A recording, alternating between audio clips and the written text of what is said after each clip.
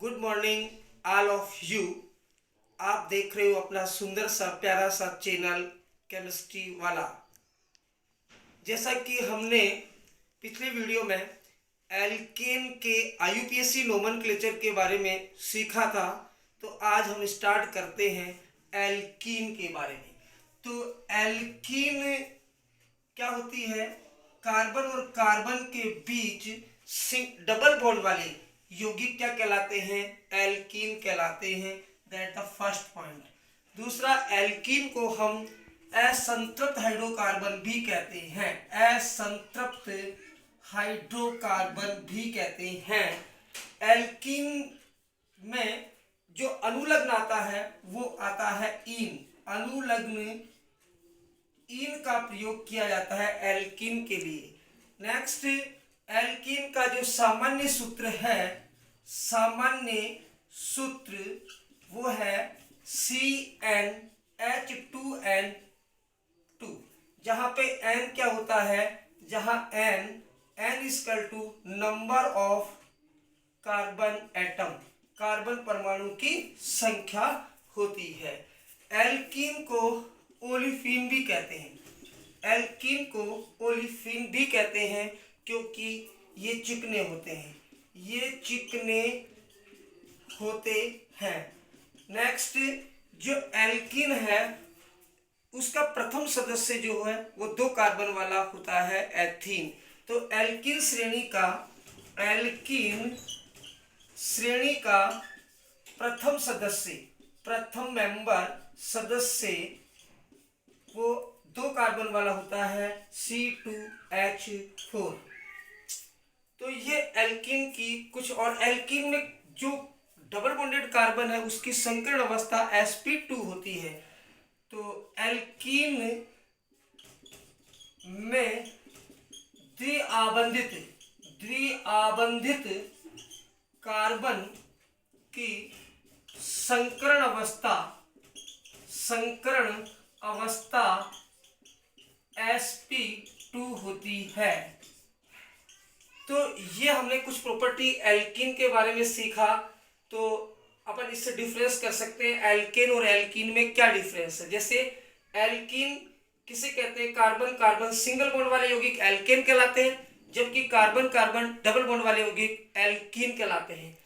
जैसे एल्केन को हम कहते थे संतृप्त हाइड्रोकार्बन, वैसे एल्कीन को कहते हैं असंतृप्त हाइड्रोकार्बन। एल्केन में अनुलग्न एन यूज किया जाता था, एल्कीन में इन का यूज करते हैं। एल्केन का सामान्य सूत्र CnH2n+2 था और एल्कीन का सामान्य सूत्र है CnH2n। एल्केन को हम पैराफिन कहते थे, ठीक इसी प्रकार एल्कीन को हम ओलिफिन कहते हैं। एल्कीन श्रेणी का प्रथम सदस्य C2H4 है, जबकि एल्केन का मैथेन होता है। एल्कीन में द्विआबंधित कार्बन की संकीर्ण अवस्था sp2 होती है। तो दिस इज एथीन। ये किसका फॉर्मूला है? एथीन का। तो ये कुछ प्रॉपर्टी थी एल्कीन के बारे में, सामान्य जानकारी थी। अब हम देखते हैं एल्कीन का आईयूपीएसी नोमेनक्लेचर। चलो, एल्कीन की सामान्य जानकारी हमने ली है और उसके बाद हम देखते हैं एल्कीन का नोमेनक्लेचर कैसे करते हैं, एल्कीन का नामकरण कैसे करते हैं। तो एल्कीन के नामकरण के लिए भी कुछ रूल्स होते हैं। फर्स्ट रूल्स है द्विआबंधित लंबी श्रृंखला का चयन। सबसे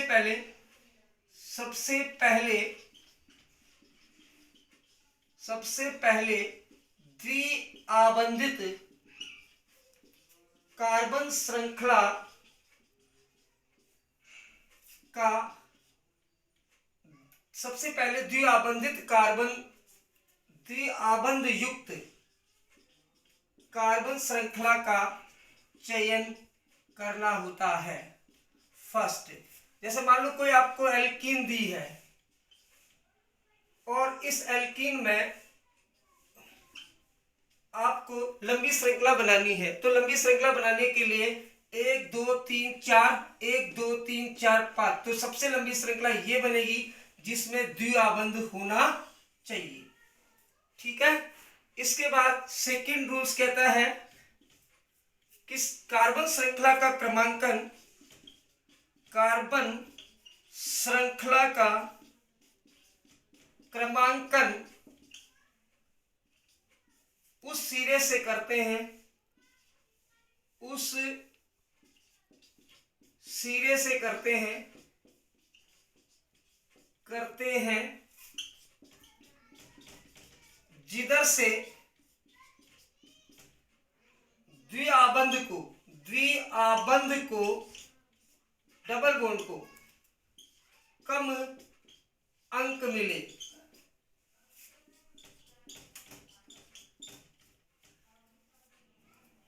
नेक्स्ट, बाकी नियम एल्केन के समान है।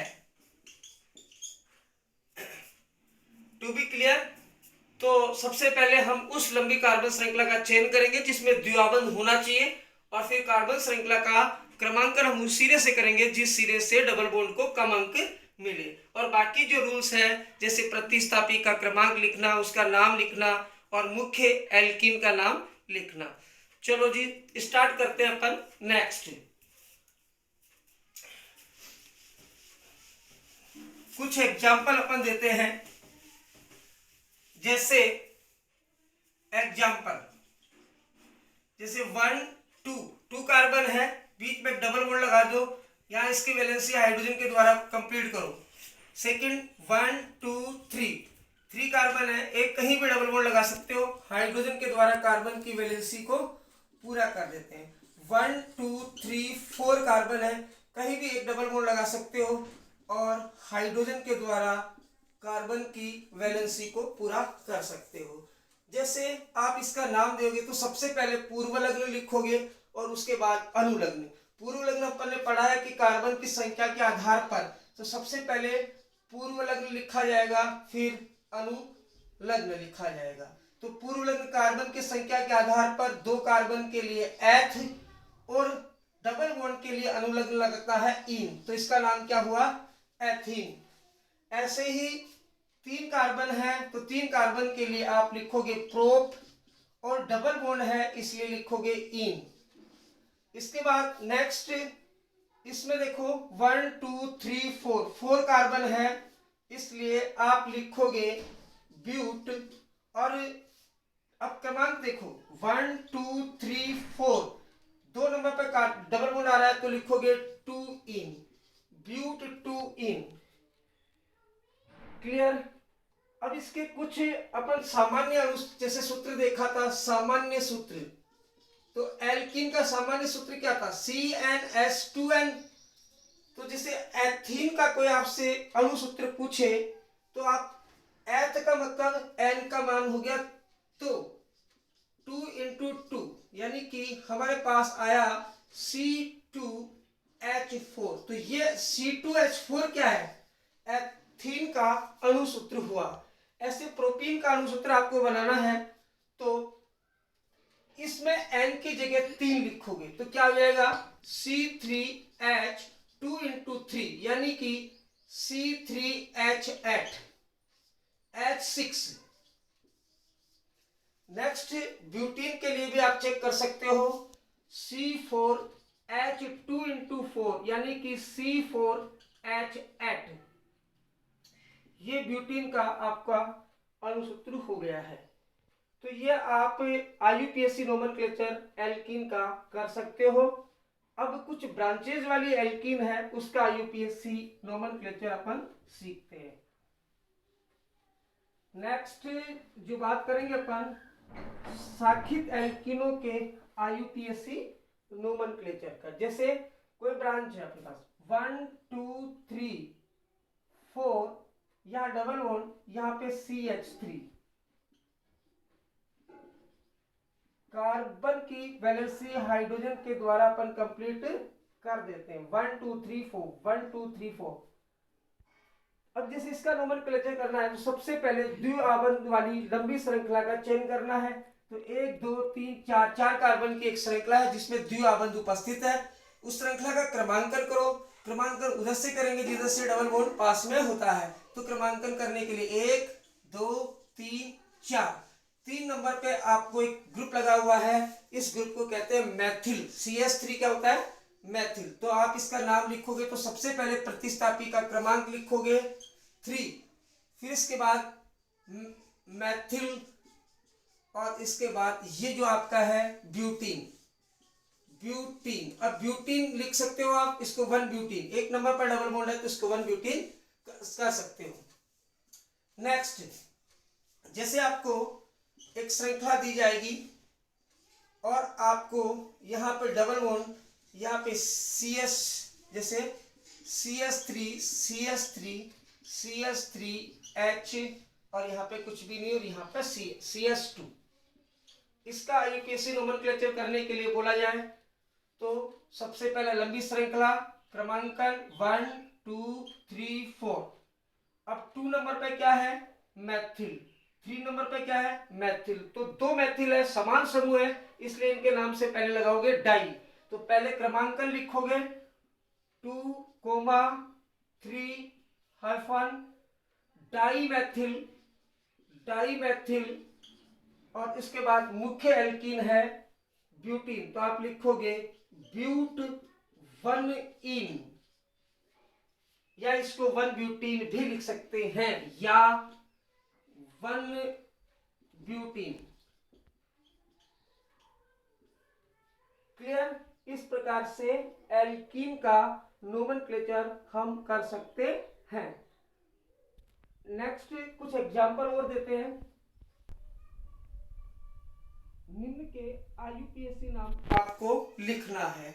जैसे इसका IUPAC नाम लिखने के लिए आपको बोला जाएगा तो सबसे पहले लंबी श्रृंखला चेक करोगे 1 2 3 4 5, 1 2 3 4 5, 1 2 3 4 5। तो इसमें लंबी श्रृंखलाएं आपकी बहुत सारी बन रही है, 3 चांस है, तो सब लंबी श्रृंखला उसको बनाना जिसमें प्रतिस्थापी भी ज्यादा आना चाहिए। तो 1 2 3 4 5, इस श्रृंखला में एक ही प्रतिस्थापी आ रहा है, 1 2 3 4 5, इसमें 2 आ रहा है, तो ये लंबी श्रृंखला का अपन चयन करेंगे और जो लंबी श्रृंखला बनाते हैं उसको डॉट लाइन से आप दिखा सकते हो। नेक्स्ट, अब देखो क्रमांकन करो 1 2 3 4 5, तो इसका मतलब ये पेंटीन है, पेंटीन का व्युत्पन्न है ये। तो आप देखोगे कि 3 नंबर पे एथिल लगा हुआ है और 4 नंबर पर मैथिल। तो सबसे पहले आप लिखोगे 3 एथिल 4 मैथिल,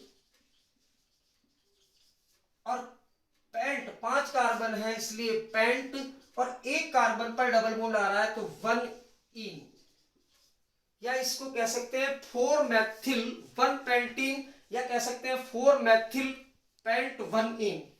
नेक्स्ट देखो लंबी श्रृंखला चेक करो 1 2 3 4 5 6 7 8 की लंबी श्रृंखला इसमें है, और क्रमांकन करो कि डबल बॉन्ड किधर से पास में है 1 2 3 4, इधर से 4 पे आ रहा है, 1 2 3 4 इधर से 4 पे आ रहा है, तो आप क्रमांकन किधर से भी कर सकते हो 1 2 3 4 5 6 7 8 की श्रृंखला यानी ऑक्टीन है, 8 की श्रृंखला है ऑक्टीन। अब देखो प्रतिस्थापी कहां पे लगे हुए हैं, 4 नंबर पर मैथिल और 5 नंबर पर मैथिल, तो आप इसका नाम लिखोगे 4 5 डाई मैथिल, एक जैसे समूह है इसलिए डाई मैथिल, 4 5 डाई मैथिल, और 8 कार्बन है इसलिए ऑक्ट, और 4 नंबर पर डबल बॉन्ड है इसलिए 4 इन,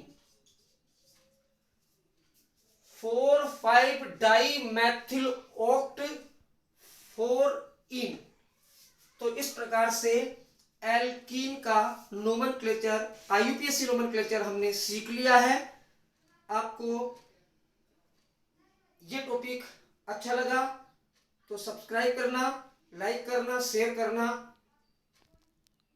thank you, thanks for watching this video. तो बच्चों जगते रहो, पढ़ते रहो। Thank you.